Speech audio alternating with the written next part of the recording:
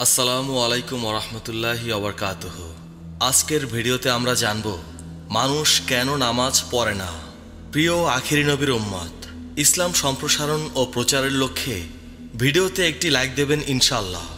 নামাজ সর্বযুগেই ছিল, তবে আদায়ের দিক দিয়ে পদ্ধতিগত পার্থক্য ছিল। আগের যুগের লোকেরা নামাজ নষ্ট করার ফলে তাদের ওপর আযাব চলে এসেছিল। সে কথা পবিত্র কোরআনে আল্লাহ রাব্বুল আলামিন বলেছেন এবং তিনি জানিয়েছেন, যারা নামাজ ধ্বংস করেছে তাদেরকে তিনি গায়ুন নামক জাহান্নামে নিক্ষেপ করবেন। প্রিয় মুসলমান ভাই ও বোনেরা, আপনারা কি জানেন গায়ুন কি? ইবনে মাসউদ রাদিয়াল্লাহু তাআলা আনহু বলেছেন, গায়ুন হলো জাহান্নামের এক অত্যন্ত গভীর ও ভয়ঙ্কর উপত্যকার নাম। কেন এই উপত্যকা এত ভয়ঙ্কর, এত জঘন্য? জাহান্নামে মানুষের আকার হবে অনেক বড়। বসা অবস্থায় এক জাহান্নামীর আকার হবে প্রায় 400 কিলোমিটার। তার চামড়া এবং মাংস হবে অত্যন্ত পুরু। তার দেহে থাকবে অনেক মাংস। জাহান্নামের আগুনে এই মাংস পুড়ে যখন হাড় বেরিয়ে যাবে, তখন তা আবার মাংস দিয়ে পূর্ণ করে দেয়া হবে। দুনিয়াতে আমরা দেখছি মানুষ আগুনে পুড়ে গেলে সেখানে পুঁজ জমে। জাহান্নামের মানুষ বারবার আগুনে পুড়বে আর বারবার পুঁজ জমা হবে। সেই পুঁজ কোথায় গিয়ে জমা হবে জানেন? তা হবে জাহান্নামের গায়ুন উপত্যকায়। এমনই ভয়ঙ্কর স্থান হলো সেই গায়ুন। এখন প্রশ্ন হলো, কারা থাকবে এই গায়ুনে? তারাই থাকবে যারা সময় মতো, সঠিকভাবে এবং নিখুঁতভাবে নামাজ আদায় করেনি। গায়ুন নামক জাহান্নাম সম্পর্কে আল্লাহ তাআলা বলেন, তারপর এদের পর এমন নালায়েক লোকেরা এদের স্থলাভিষিক্ত হল, যারা নামাজ নষ্ট করল এবং প্রবৃত্তির কামনার দাসত্ব করল। অতি শীঘ্রই তারা গোমরাহির পরিণামের মুখোমুখি হবে। সূরা মারিয়াম আয়াত 59। এই আয়াতে আল্লাহ তাআলা বলেন, এই সকল নবীদের যুগ অতীত হওয়ার পর এক সম্প্রদায় আসলো, যারা সৎ কাজের পরিবর্তে অসৎ কাজ করত, নামাজ আদায় করত না এবং প্রবৃত্তির পূজা করত। তাদের জন্য রয়েছে মন্দ পরিণাম। সালাত নষ্ট করার অর্থ হল সালাতকে সম্পূর্ণভাবে বর্জন করা অথবা নামাজে আহকাম আরকান যথাযথভাবে আদায় না করা অথবা নামাজ যথাসময়ে আদায় না করা। আল্লাহ তাআলা বলেন, সুতরাং দুর্ভোগ সেই সব মুসল্লিদের জন্য যারা নিজেদের নামাজের ব্যাপারে উদাসীন থাকে। তারা যাবতীয় কাজকর্ম শুধুমাত্র মানুষ দেখানোর জন্যই করে। সূরা মাউন। রাসূল কারীম সাল্লাল্লাহু আলাইহি ওয়াসাল্লামকে জিজ্ঞেস করা হলো, কোন আমল উত্তম? উত্তরে তিনি বললেন, নামাজ প্রথম ওয়াক্তে আদায় করা। এই হাদিসটি নেওয়া হয়েছে তিরমিজি শরীফ থেকে। বেনামাজিকে আরও একটি ভয়াবহ জাহান্নামে নিক্ষেপ করা হবে, যেখানে কঠিন যন্ত্রণাদায়ক শাস্তি তাদেরকে ভোগ করতে থাকবে। সেটার নাম হলো সাকার। সাকার হলো জাহান্নামের আরেকটি জঘন্য উপত্যকার নাম। সাকার হলো তাদের অবস্থান যারা দুনিয়াতে নামাজ আদায় করবে না। সাকারবাসীদের সম্পর্কে আল্লাহ সুবহানাহু ওয়া তাআলা পবিত্র কোরআনে ইরশাদ করেছেন, আমি দাখিল করব সাকারে। তুমি কি জানো সেই সাকার কি? যা জীবিতও রাখবে না, আবার একেবারে মৃত করেও ছাড়বে না। গায়ের চামড়া ঝলসিয়ে দেবে। সেখানে নিয়োজিত আছে 19 জন ফেরেশতা। সূরা মুদ্দাসির আয়াত 26 থেকে 30। আল্লাহ পাক আরও ইরশাদ করেছেন, কিসে তোমাদেরকে জাহান্নামের আগুনে প্রবেশ করালো? তারা বলবে, আমরা নামাজ আদায়কারীদের মধ্যে অন্তর্ভুক্ত ছিলাম না।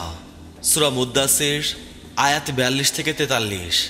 নামাজ ছেড়ে দেওয়া লোকগুলো আরও একটি জাহান্নামে নিক্ষিপ্ত হবে এবং শাস্তি ভোগ করবে। সেটার নাম ওয়াইল। ওয়াইল জাহান্নামের আরেকটি ভয়ানক উপত্যকা।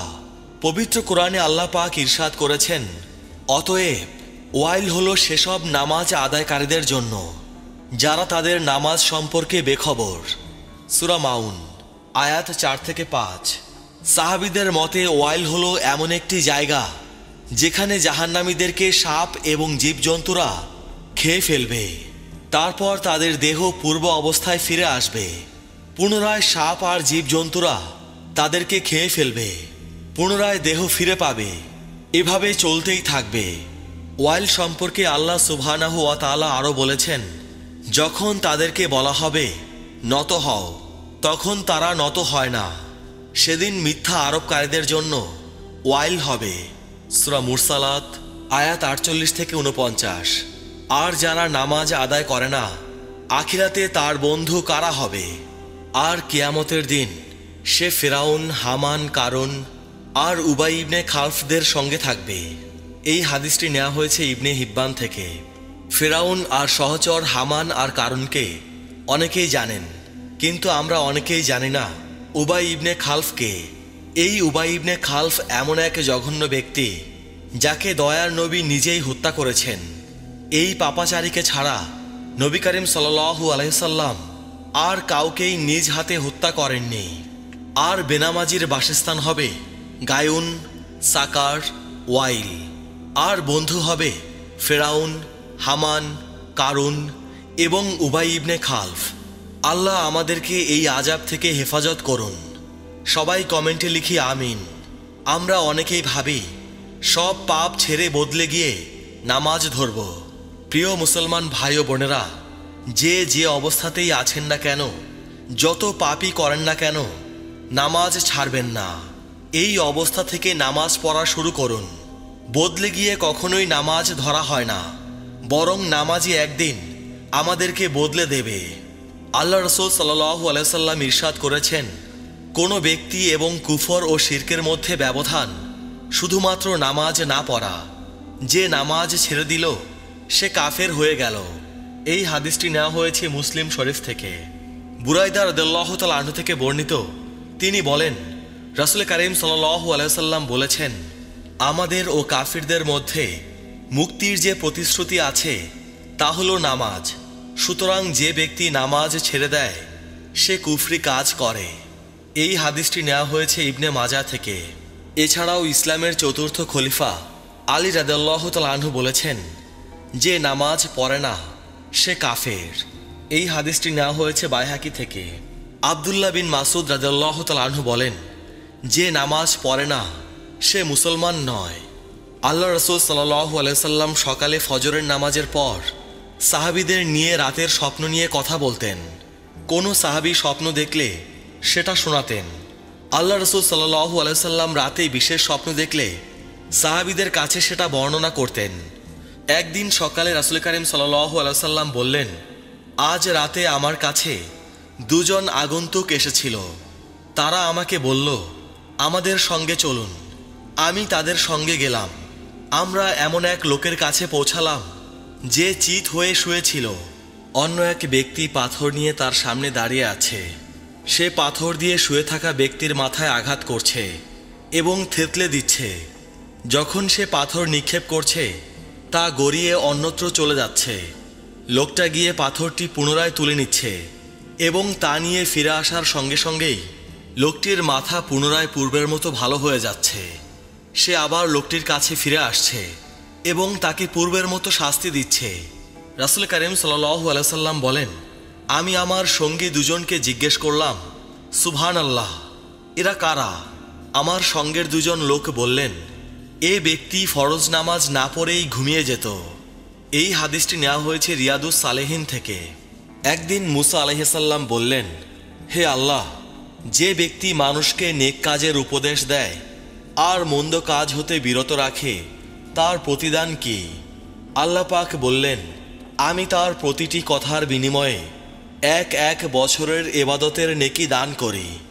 এমন ব্যক্তিকে আমি জাহান্নামের শাস্তি দিতে লজ্জা বোধ করি।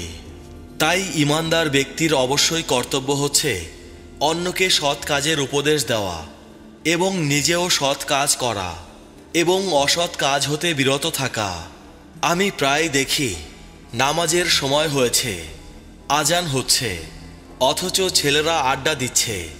বিশেষ করে আসর ও মাগরিবের সময় চায়ের দোকানের আড্ডা দেখলে আর মসজিদে লোকের অবস্থান দেখলে মনে হয় আমাদের দেশে মুসলমানের সংখ্যা খুবই কম।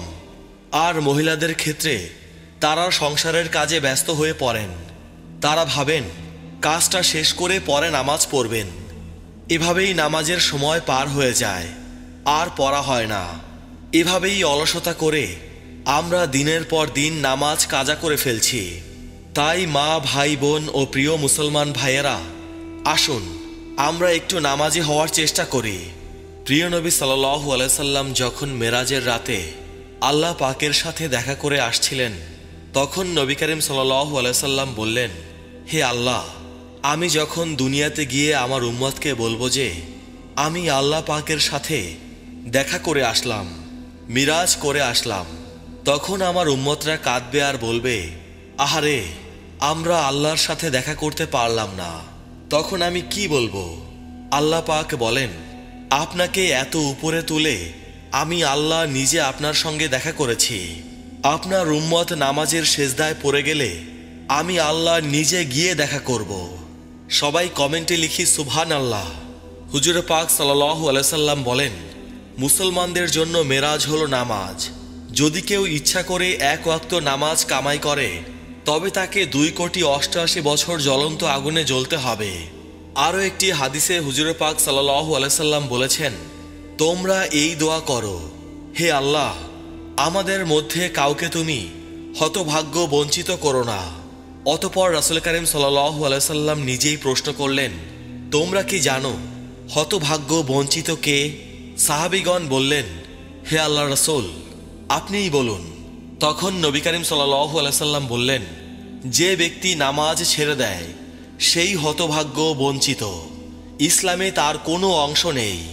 নামাজ ঈমানদারের জন্য মেরাজ সমতুল্য। আল্লাহ পাক নামাজের প্রথম সেজদায় মানুষকে জানিয়ে দেন যে তোমাকে এই মাটি দিয়ে সৃষ্টি করেছি। দ্বিতীয় সেজদায় জানিয়ে দেন, আবার এই মাটির সাথে মিলিয়ে দেব।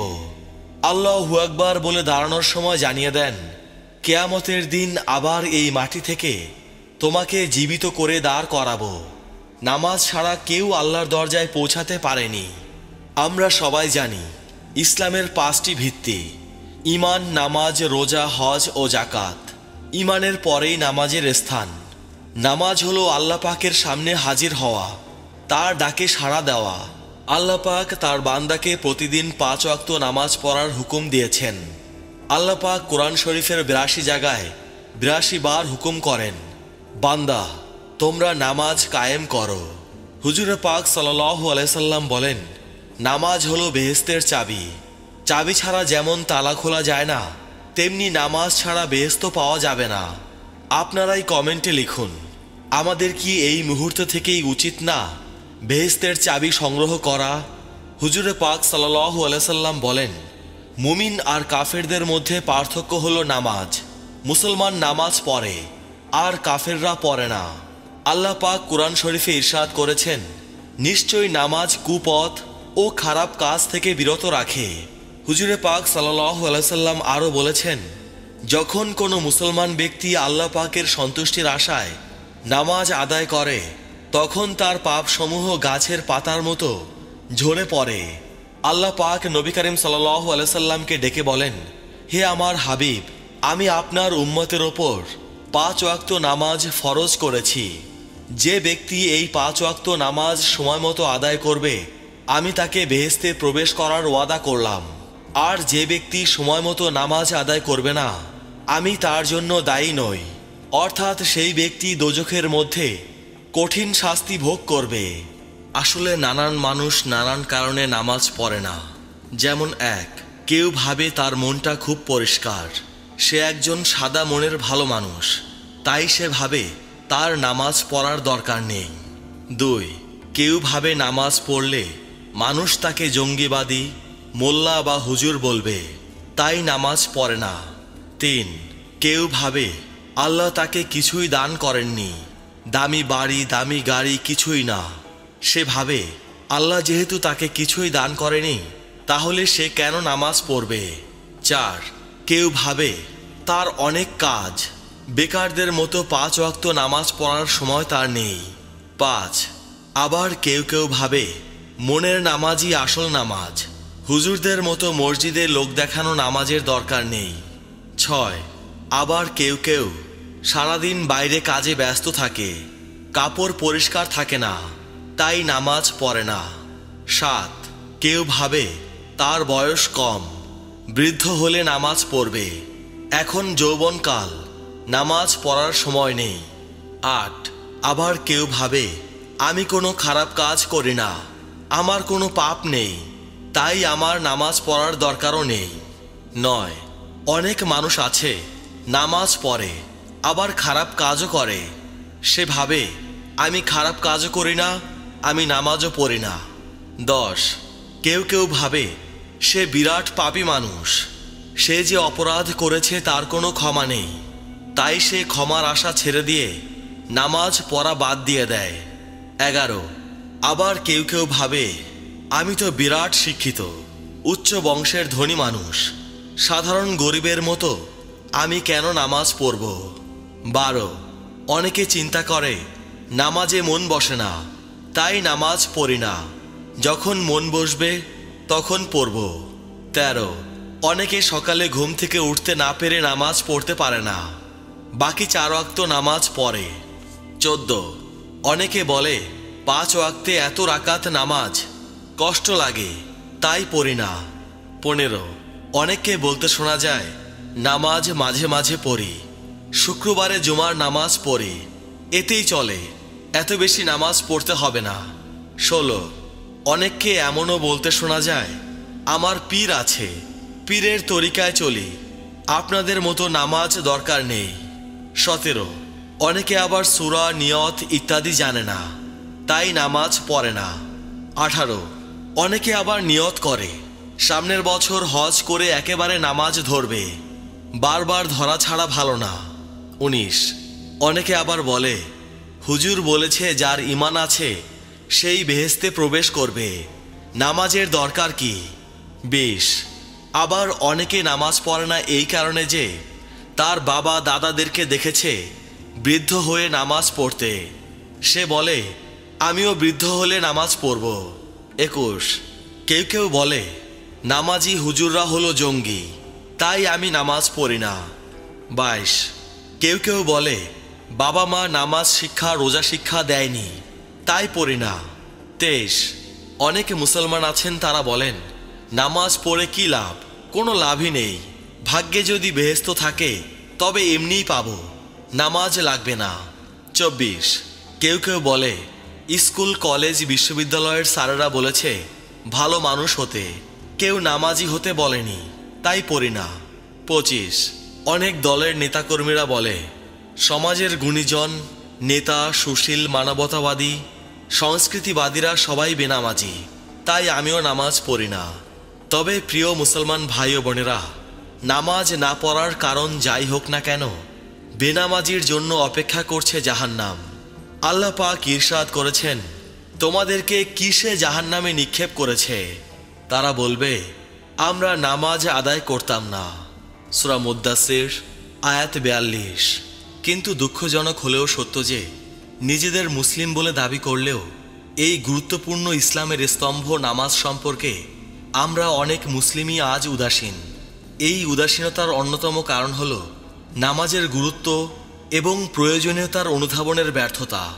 যেমন বেশিরভাগ মুসলিমেরই জানা নেই যে আপনি নিয়মিত 5 ওয়াক্ত নামাজ না পড়লে মুসলিম থাকবেন না।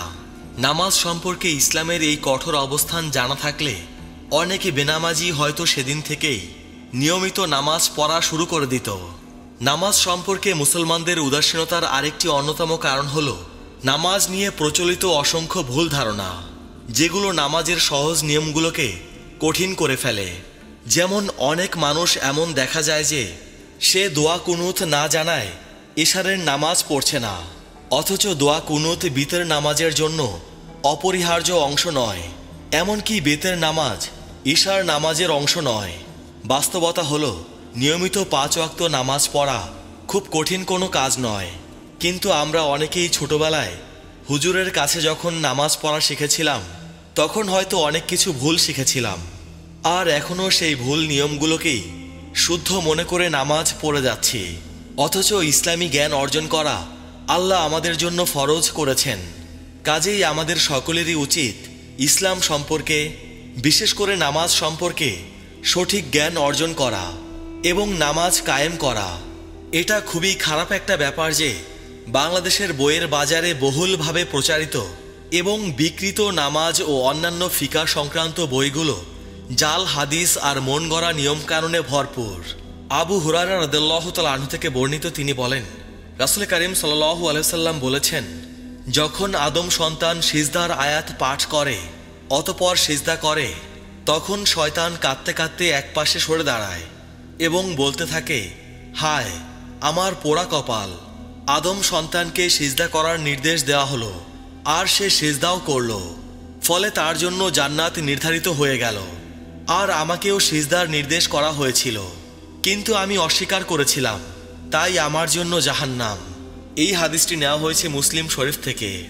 আব্দুল্লাহ ইবনে মাসউদ রাদিয়াল্লাহু তাআলা আনহু থেকে বর্ণিত, তিনি বলেন, আমি রাসূল করিম সাল্লাল্লাহু আলাইহি সাল্লামকে জিজ্ঞেস করলাম, কোন কাজটি আপনার নিকট বেশি প্রিয়? রাসূল করিম সাল্লাল্লাহু আলাইহি সাল্লাম বললেন, সময় মতো নামাজ আদায় করা। এই হাদিসটি নেওয়া হয়েছে মুসলিম শরীফ থেকে। আমরা অনেকেই হয়তো জানি না, নামাজ পড়লে বিভিন্ন ধরনের উপকারিতা রয়েছে। তার মধ্যে অন্যতম হল শারীরিক উপকারিতা।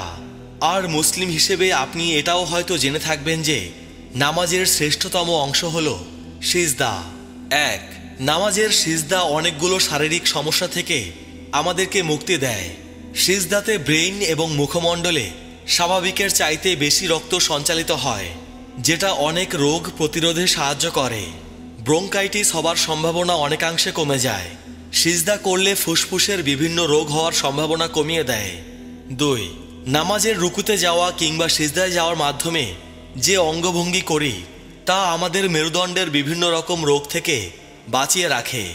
তিন, নামাজ পড়তে গেলে শরীরের বিভিন্ন রকমের নাড়াচাড়ার কারণে অর্শ, পাইলস এবং হার্নিয়া হবার সম্ভাবনা অনেকাংশে কমে যায়।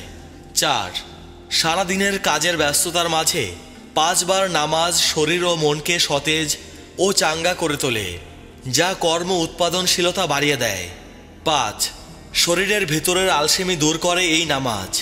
6, নামাজের জন্য 5 বার ওযু শরীরের ময়লা দূর করে, যা বিভিন্ন রোগ হওয়ার সম্ভাবনা কমিয়ে দেয়। শবে কদর, শবে বরাত ফজিলতপূর্ণ রাত। শবে কদরের ফজিলত সরাসরি কোরআনের মাধ্যমে সাব্যস্ত। শবে বরাতের ফজিলত সরাসরি কোরআনে বর্ণিত না হলেও হাদিসের মাধ্যমে এ রাতের মাহাত্ম্য প্রমাণিত। এই রাতগুলোতে ধর্মপ্রাণ মুসলমানদের মাঝে রাত জেগে নফল ইবাদতের ব্যাপক প্রবণতা দেখা যায়। মসজিদগুলোতে ঢল নামে মুসল্লিদের।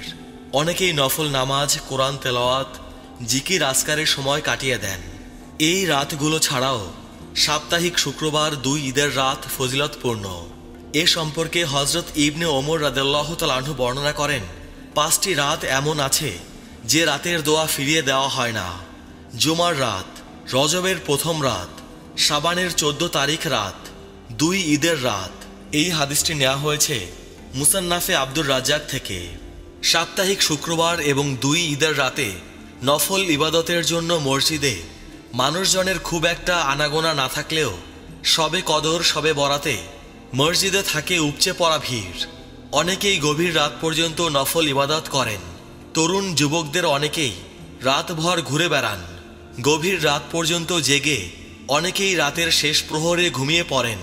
ফজরের ফরজ নামাজ আদায়ে কোনো গুরুত্ব দেখা যায় না। ফজিলতপূর্ণ রাতে নফল ইবাদতের পর ফরজ নামাজ আদায় না করার বিষয়টি ভয়ঙ্কর।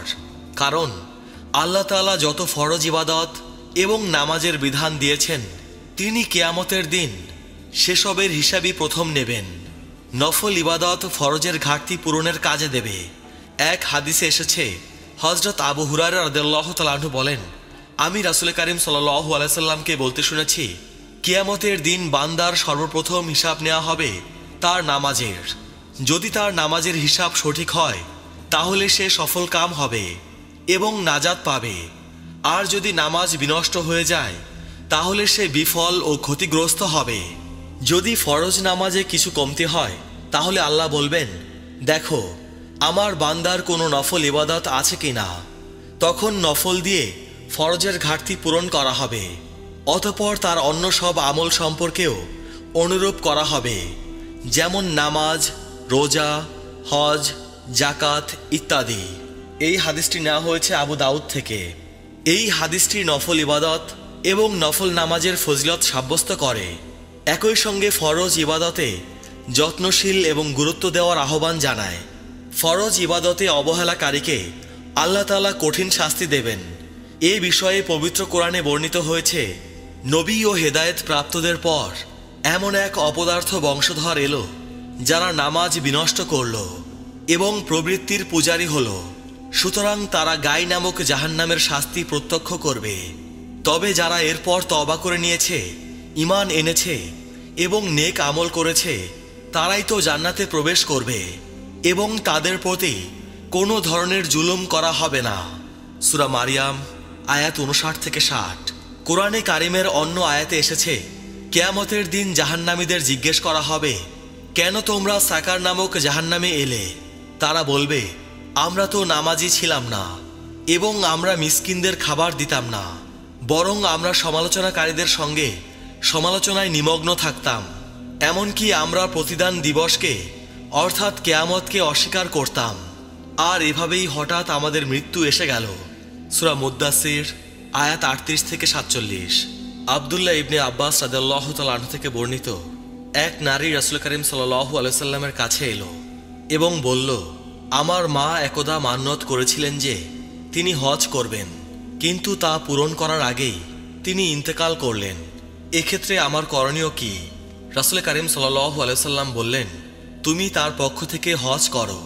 বলতো, যদি তোমার মা কারো নিকটে ঋণী হতেন, তুমি কি তার ঋণ পরিশোধ করে দিতে? ওই নারী বলল, হ্যাঁ। তখন নবী করিম সাল্লাল্লাহু আলাইহি সাল্লাম বললেন, তবে আল্লাহর ঋণও পরিশোধ করো, কেননা তিনি তার প্রাপ্য পাওয়ার অধিক উপযুক্ত। এই হাদিসটি নেওয়া হয়েছে বুখারী শরীফ থেকে। এই হাদিস থেকে বোঝা যায় যে আমল বান্দার ওপর ফরজ, তা বান্দার ওপর আল্লাহর পাওনা বা ঋণ। এই ঋণ থেকে দায় মুক্তির একমাত্র পথ হল তা আদায় করা। রাসূল করিম সাল্লাল্লাহু আলাইহি সাল্লামের হাদিস, আমল ও সাহাবীদের অনুসৃত পদ্ধতি দ্বারাও প্রতীয়মান হয় যে কোনো কারণে কেউ সময়মতো নামাজ না পড়তে পারলে পরবর্তীতে তা কাজা করে নিতে হবে। খন্দকের যুদ্ধে শত্রুবাহিনী দ্বারা পরিবেষ্টিত থাকার কারণে রাসূল করিম সাল্লাল্লাহু আলাইহি সাল্লাম ও তার সাহাবীদের কয়েক ওয়াক্ত নামাজ কাজা হয়ে যায়। ছুটে যাওয়া সেই নামাজ তারা রাতে আদায় করেন। এই হাদিসটি নেওয়া হয়েছে বুখারী শরীফ থেকে। এক রাতে নবী করিম সাল্লাল্লাহু আলাইহি সাল্লাম সাহাবীদের নিয়ে সফর করছিলেন। শেষ রাতে বিশ্রামের উদ্দেশ্যে সফর বিরতি দিলেন। বেলাল রাদিয়াল্লাহু তাআলা আনহুকে নবী করিম সাল্লাল্লাহু আলাইহি সাল্লাম ফজরের নামাজের জন্য জাগিয়ে তোলার দায়িত্ব দিলেন। এরপর সবাই ঘুমিয়ে পড়লেন, কিন্তু বেলাল রাদিয়াল্লাহু তাআলা আনহু গভীর ঘুমে আচ্ছন্ন হয়ে পড়লেন। ফলে সবার নামাজ কাজা হয়ে গেল। সূর্যের কিরণ নবী করিম সাল্লাল্লাহু আলাইহি সাল্লামের দেহ মোবারকে পড়তেই তিনি জেগে উঠলেন। অতঃপর সবাইকে নিয়ে ফজরের নামাজ কাজা করলেন। এই হাদিসটি নেওয়া হয়েছে বুখারী শরীফ থেকে। হাদিস নং 597। এই হাদিসগুলো থেকে পরিষ্কার বোঝা গেল, কোনো কারণে সময়ের ভেতরে নামাজ পড়তে না পারলে সে নামাজ অবশ্যই কাজা করতে হবে। একইভাবে নবী করিম সাল্লাল্লাহু আলাইহি সাল্লাম থেকে বিভিন্ন সনদে বর্ণিত আছে যে যে ব্যক্তি নামাজের কথা ভুলে যায় অথবা ঘুমিয়ে থাকে, তার কাফফারা হলো যখন তার নামাজের কথা স্মরণ হবে তখন তা আদায় করে নেয়া। এই হাদিসটি নেওয়া হয়েছে বুখারী শরীফ থেকে। ইমাম কুরতুবী রহমাতুল্লাহি আলাই বলেন, সকল আলেমরা এই কথার ওপর ঐক্যমত পোষণ করেন যে জেনে শুনে ইচ্ছাকৃতভাবে নামাজ পরিত্যাগ করলে তা কাজা করা জরুরি। অনেকে ধারণা করেন তাওবা করলে কাজা নামাজ ও গুনাহ মাফ হয়ে যায়। এটা ভুল চিন্তা। এমন চিন্তায় নামাজ ছেড়ে দেওয়া চরম নির্বুদ্ধিতা। সময়মতো নামাজ না পড়াও অনেক কঠিন গুনাহের কাজ। ইসলামী শরীয়তে কিছু গুনাহের কাজ এমন রয়েছে যেগুলোর জন্য শুধু তওবাই যথেষ্ট, আর কিছু কাজ এমন রয়েছে যেগুলোর জন্য কেবলমাত্র তওবা যথেষ্ট নয়, বরং কাজাও আদায় করতে হবে। নামাজ হলো এ সকল কাজের অন্তর্ভুক্ত। যদি নামাজ কাজা হয়ে থাকে, জীবনের শেষ মুহূর্তে ফিদিয়া দেওয়ার ওসিয়ত করতে হবে। নামাজের ফিদিয়া হলো প্রত্যেক ওয়াক্তের জন্য 2.25 সের গম বা আটা অথবা এর বাজার মূল্য গরিব মিসকিনকে মালিক বানিয়ে দান করে দিতে হবে, অথবা প্রতি ওয়াক্তের বদলে একজন গরিবকে 2 বেলা তৃপ্তি সহকারে খানা খাওয়াতে হবে, যা সদকায়ে ফিতরের টাকা পরিমাণ হয়। কোনো কাজের ওপর গুরুত্ব আরোপের একটি পদ্ধতি হলো কাজটি করার জন্য উৎসাহ দেওয়া, আরেকটি পদ্ধতি হলো কাজটা না করার পরিণতি সম্পর্কে সতর্ক ও ভীতি প্রদর্শন করা। কোনো কিছুর গুরুত্ব বোঝানোর জন্য এই দুই পদ্ধতির যে কোনো একটি পদ্ধতি অবলম্বন করা যায়, তবে তা পূর্ণতা পায় যখন উভয় পদ্ধতি গ্রহণ করা হয়। নামাজের ওপর গুরুত্ব আরোপের জন্য আল্লাহ তাআলা কুরআনে উভয় পদ্ধতি অবলম্বন করেছেন। নামাজ পড়ার জন্য তিনি উৎসাহিত করেছেন এবং নামাজ না পড়ার পরিণতি সম্পর্কেও সতর্ক করেছেন। কুরআনে মুনাফিকদের কপটতার নানান দিক তুলে ধরা হয়েছে। এক স্থানে আল্লাহ তাআলা তাদের চরিত্রের বর্ণনা দিয়ে বলেছেন, নিশ্চয়ই মুনাফিকরা আল্লাহর সঙ্গে ধোঁকাবাজি করে, অথচ তিনি তাদেরকে ধোঁকায় ফেলেন। আর তারা যখন নামাজে দাঁড়ায় তখন অলসতার সাথে দাঁড়ায়। তারা মানুষকে দেখায় আর আল্লাহকে খুব সামান্যই স্মরণ করে। সূরা নিসা আয়াত 142। এই আয়াতে আল্লাহ পাক মুনাফিকদের 4টি চরিত্র তুলে ধরেছেন। 1, তারা আল্লাহর সঙ্গে ধোঁকাবাজি করে, কিন্তু কথা হলো আল্লাহকে ধোঁকা দেওয়ার কোনো সুযোগ নেই, তিনি সর্বজ্ঞ। কিন্তু মুনাফিকরা কপটতা করে মনে করে তারা আল্লাহকে ধোঁকা দিয়ে ফেলছে, আল্লাহ তাদের কপটতা সম্পর্কে অবগত নন। 2, তারা অলসতার সাথে নামাজ পড়ে, নামাজকে বোঝা মনে করে। 3, তারা মানুষকে দেখানোর জন্য নামাজ পড়ে, আল্লাহর প্রতিদানের আশায় কিংবা তার আযাবের ভয়ে নয়। 4, তারা নামাজের মধ্যে আল্লাহকে খুব কমই স্মরণ করে, অথচ নামাজ হচ্ছে আগাগোড়া আল্লাহর জিকির ও স্মরণ। জিকিরপূর্ণ সেই ইবাদতেই তারা আল্লাহকে অল্প স্মরণ করে। এই থেকে আন্দাজ করা যায় তারা কত অলস এবং উদাসীন। আল্লাহ পাক অন্যত্র বলেছেন, তাদের দান কবুল হওয়ার ক্ষেত্রে বাধা কেবল এটা যে তারা আল্লাহ ও তার রাসূলের সঙ্গে কুফরি করেছে এবং তারা নামাজে আসে চরম অলসতার সাথে এবং তারা ব্যয় করে খুব অনিচ্ছার সাথে। সূরা তাওবা আয়াত 54। এই আয়াতে মুনাফিকদের নিফাকের 3টি দিক উল্লেখ করা হয়েছে। 1, তারা আল্লাহ ও তার রাসূলের সঙ্গে কুফরি করেছে। মুনাফিকরা আসলে কাফের। তাদের মধ্যে আর অন্য কাফেরদের মধ্যে পার্থক্য কেবলমাত্র এতটুকু যে অন্য কাফেররা অন্তরের মতো মুখেও ইসলামকে অস্বীকার করে, আর তারা অন্তরে অবিশ্বাস করে মুখে বিশ্বাসের কথা বলে। 2, তারা চরম অলসতার মধ্যে নামাজে আসে। 3, তারা আল্লাহর পথে অনিচ্ছায় অর্থ ব্যয় করে। আল্লাহ পাক অন্যত্র ইরশাদ করেছেন, দুর্ভোগ সেই নামাজীদের যারা তাদের নামাজ সম্পর্কে উদাসীন, যারা মানুষকে দেখায় এবং নিত্য ব্যবহার্য জিনিসও দেয় না। সূরা মাউন আয়াত 4-7। এখানে আল্লাহ পাক মুনাফিকদের দুর্ভোগের ব্যাপারে সতর্ক করেছেন, যারা নামাজ সম্পর্কে উদাসীন, নামাজের প্রতি, নামাজের ওয়াক্তের প্রতি যাদের গুরুত্ব নেই, যারা ইচ্ছা করে বিনা ওজরে নামাজের সময় নষ্ট করে, আর যাই পড়ে কেবল মানুষের ভয়ে পড়ে, যেখানে মানুষের ভয় নেই সেখানে নামাজ ছেড়ে দেয়। এই আয়াতগুলো আল্লাহ তাআলা মুনাফিকদের কপটতাপূর্ণ নামাজের নিন্দা করে মুমিন বান্দাদের শিক্ষা দিচ্ছেন, তারা যেন আগ্রহ, উদ্যম ও যত্নের সাথে নামাজ পড়ে এবং তাকে স্মরণ ও সন্তুষ্ট করার জন্য পড়ে। নামাজের ব্যাপারে অলসতা, উদাসীনতা ও লৌকিকতা না করে। নামাজের সঙ্গে এরকম আচরণ করলে তার পরিণতি হবে ভয়াবহ দুর্ভোগ। কুরআনে পাকে এক জায়গায় তাদেরকে নিন্দা করে আল্লাহ পাক ইরশাদ করেছেন, সে বিশ্বাস করেনি এবং নামাজও পড়েনি, বরং সে অস্বীকার করেছে ও মুখ ফিরিয়ে নিয়েছে। অতঃপর সে দম্ভ করতে করতে তার পরিবারের কাছে চলে গেছে। অতঃপর দুর্ভোগ তোমার জন্য, দুর্ভোগের ওপর দুর্ভোগ। সূরা কিয়ামা আয়াত 31-35। এই আয়াতে কাফিরের ভৎসনা করা হয়েছে যে সে ঈমানও আনেনি এবং নামাজও পড়েনি, বরং কুফরি করেছে এবং আল্লাহ থেকে মুখ ফিরিয়ে নিয়েছে। উপরন্তু এগুলোর জন্য তার কোনো অনুতাপ নেই, বরং সে অহংকারের সঙ্গে চলে। এই আয়াতটির শেষে কাফেরদেরকে উপর্যুপরি দুর্ভোগের ব্যাপারে সতর্ক করা হয়েছে। আমাদের সকলেরই উচিত দম্ভ অহংকার ছেড়ে ঈমান আনা, নামাজ পড়া। পক্ষান্তরে ঈমান ও নামাজ থেকে বিমুখ থাকা আল্লাহর কাছে অতি নিন্দনীয় এবং পরিণতি ভয়াবহ। আল্লাহ পাক সূরা মারিয়ামে হযরত জাকারিয়া আলাইহিস সালাম, হযরত ইয়াহিয়া আলাইহিস সালাম, হযরত মুসা আলাইহিস সালাম, হযরত ঈসা আলাইহিস সালাম, হযরত হারুন আলাইহিস সালাম, হজরত ইব্রাহিম আলাইহিসসালাম, হজরত ইসমাইল আলাইহিসসালাম, হজরত ইসাক আলাইহিসসালাম এবং হজরত ইদ্রিস আলাইহিসসালামের আলোচনা করেছেন। তারা সবাই আল্লাহর মনোনীত বান্দা এবং নবী ছিলেন। তাদের আলোচনার শেষে আল্লাহ পাক ইরশাদ করেছেন, তাদের পরে অযোগ্য স্থলাভিষিক্তরা এলো, যারা নামাজ নষ্ট করে ফেলল এবং খায়েশাতের পেছনে পড়ে গেল, সুতরাং তারা শীঘ্রই গোমরাহির সম্মুখীন হবে। সূরা মারিয়াম আয়াত 59। এই আয়াতে ওই নবীদের পরে আসা অযোগ্য জাতিগোষ্ঠীর নিন্দা করা হয়েছে। বলা হয়েছে তারা দুনিয়ার ভোগবিলাস ও প্রবৃত্তির কামনা বাসনায় মেতে উঠেছে এবং নামাজ নষ্ট করে ফেলেছে। নামাজ নষ্ট করার একটি ভয়াবহ দিক হল নামাজ একেবারে না পড়া।